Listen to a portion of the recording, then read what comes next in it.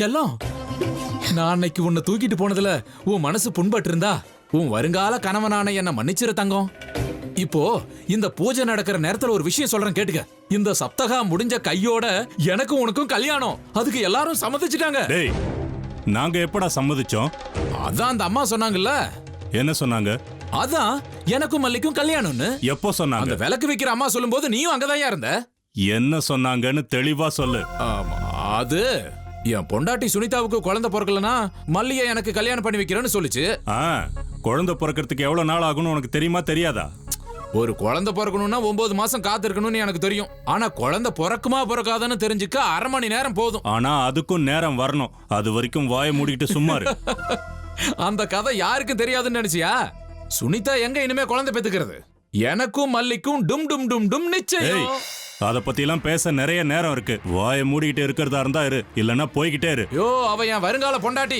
அதனாலதான் அவகிட்ட 2 வார்த்தை பேசி. இன்னொரு தடவை இப்படி எல்லாம் பேசுனேன்னு வச்சுக்க. என்ன உன் மகனை கூப்பிடுங்க? இல்ல, இந்த தேங்காயாலே உன் மண்டையை உடைச்சிருவேன். என்னப்பா நடக்கிற விஷயத்தை தானே சொல்றேன். அதுக்கே உனக்கு இவ்வளவு கோபம் வருது? போடா இங்க இருந்து போ.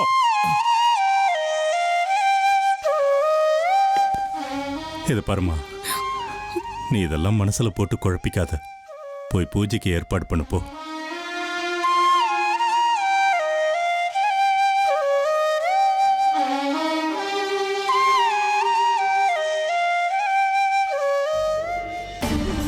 புள்ளைய மட்டும் விட்டுருங்க ஐயா.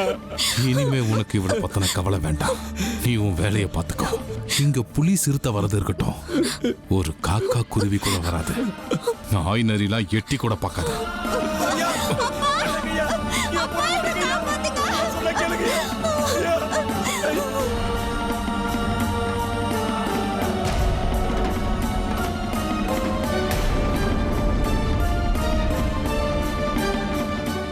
மல்லி,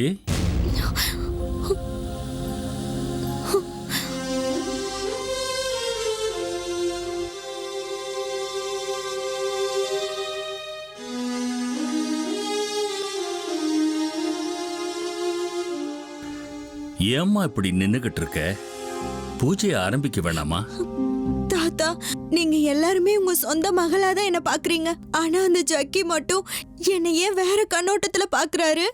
மனுஷனுடைய மனசு எப்பவும் சஞ்சலப்பட்டுக்கிட்டே இருக்கும். உடலுக்கு வயசாகிக்கிட்டே போகும், ஆனா மனசோட வயசு குறைஞ்சுக்கிட்டே போகும்.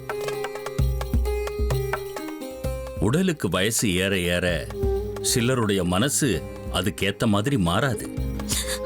அந்த ஜக்கி என்ன கல்யாணம் பண்ணிக்கோன்னு தொந்தரவு பண்ணிட்டு இருக்காரு. நீங்க என்ன அவருக்கு கல்யாணம் பண்ணி வச்சிருவீங்களா? எங்கேயாவது அப்படி நடக்குமாம்மா? அவன் ஒரு அறிவு கெட்டவன், முட்டாள். சில நேரத்துல சில பேருக்கு இப்படித்தான் மூளை குழம்பும். அவன் தான் ஏதோ சொல்றான்னு அவனுக்கு நாங்க உன்னை கல்யாணம் பண்ணி வச்சிருவோமா? அத பத்தி எல்லாம் கவலைப்படாத. நாய்னா குலைச்சுக்கிட்டே தான் இருக்கும். அதையெல்லாம் பெருசா எடுத்துக்க கூடாது, புரியுதா?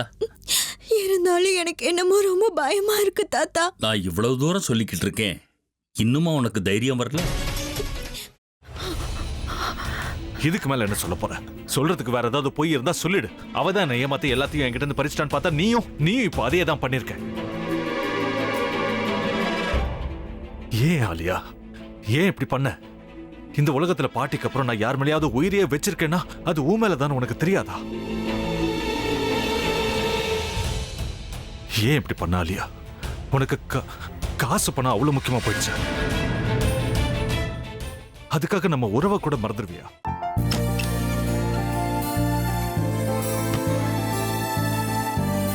சக்தி சக்தி, ஒரு நிமிஷம்.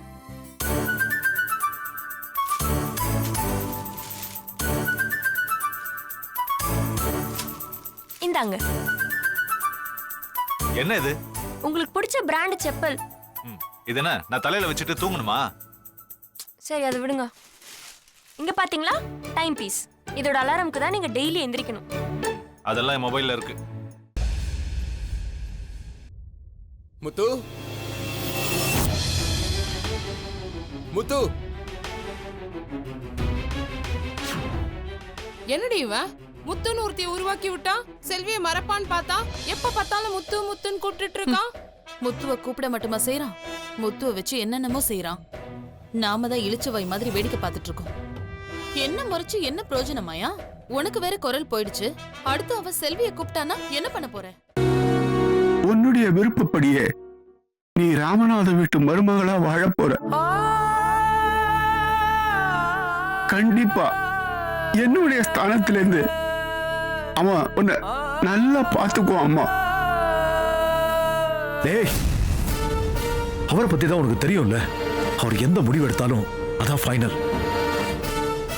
நம்ம அப்பா வேணுமா வேணாமாங்கிறத நீயே முடிவு பண்ணிக்கோ. வாடா.